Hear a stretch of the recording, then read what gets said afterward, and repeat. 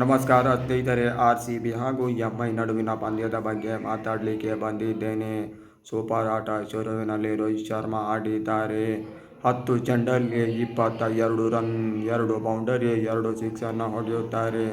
ಅದೇ ರೀತಿ ಒಂದೊಳ್ಳೆ ಆಟವನ್ನು ನಮ್ಮಂದಿರ ಆಡಿ ಹೋಗುತ್ತಾರೆ. 47 ರನ್, 32 ಚೆಂಡಲ್ಲಿ 5 ಬೌಂಡರಿ, 2 ಸಿಕ್ಸನ್ನು ಹೊಡೆಯುತ್ತಾರೆ.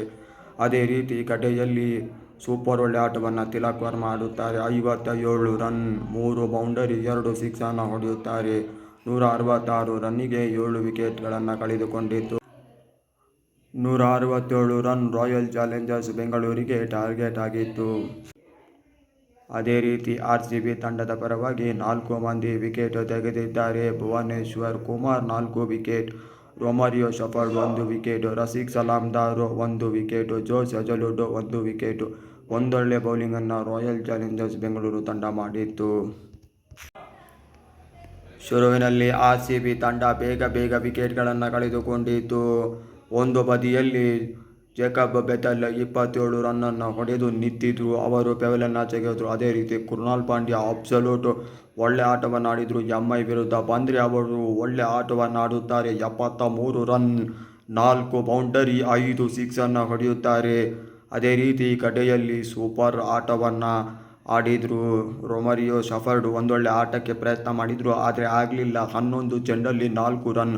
ರೊಮಾರಿಯೋ ಶೆಫರ್ಡ್ಗೆ ಕನೆಕ್ಟೇ ಆಗ್ತಿರಲಿಲ್ಲ. ರೊಮಾರಿಯೋ ಶೆಫರ್ಡನ್ನು ತೆಗೆದು ಹಾಕಬೇಕಂತ ನಾವು ಹೇಳ್ತಿದ್ವಿ, ಆದರೆ KKR ವಿರುದ್ಧ ಪಂದ್ಯದಲ್ಲಿ ಅವರನ್ನು ತೆಗೆದು ಹಾಕಿದ್ದಾರೆ.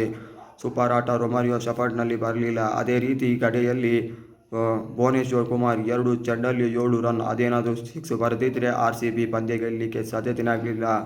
ಅಬ್ಸಲ್ಯೂಟ್ ಸಿನಿಮಾ ರೀತಿ ಪಂದ್ಯ ಇತ್ತು. ಕಡೆಯಲ್ಲಿ ರಫೀಕ್ ಸಲಾಮ್ದಾರ್ 2 ರನ್ನನ್ನು ತೆಗೆದರು. RCB ಒಂದೊಳ್ಳೆ ಜಯವನ್ನು ಗಳಿಸಿದೆ. 2 ವಿಕೆಟ್ಗಳ ಭಾರೀ ಜಯ RCB ಸಿಕ್ಕಿದೆ. 168 ರನ್ನಿಗೆ 8 ವಿಕೆಟ್ಗಳನ್ನು ರಾಯಲ್ ಚಾಲೆಂಜರ್ಸ್ ಬೆಂಗಳೂರು ಕಳೆದುಕೊಂಡಿತು. MI ತಂಡದ ಪರವಾಗಿ 4 ಮಂದಿ ವಿಕೆಟ್ ತೆಗೆದಿದ್ದಾರೆ.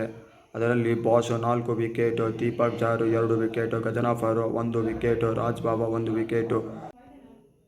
ಬೌಲಿಂಗ್ನಲ್ಲಿ ಅದ್ಭುತವಾಗಿ ಬೌಲಿಂಗ್ ಮಾಡಿ ಕಡೆಯಲ್ಲಿ ಸಿಕ್ಸನ್ನು ಹೊಡೆದ ಭುವನೇಶ್ವರ್ ಕುಮಾರ್ಗೆ ಮ್ಯಾನ್ ಆಫ್ ದಿ ಮ್ಯಾಚ್ ಸಿಗುತ್ತೆ.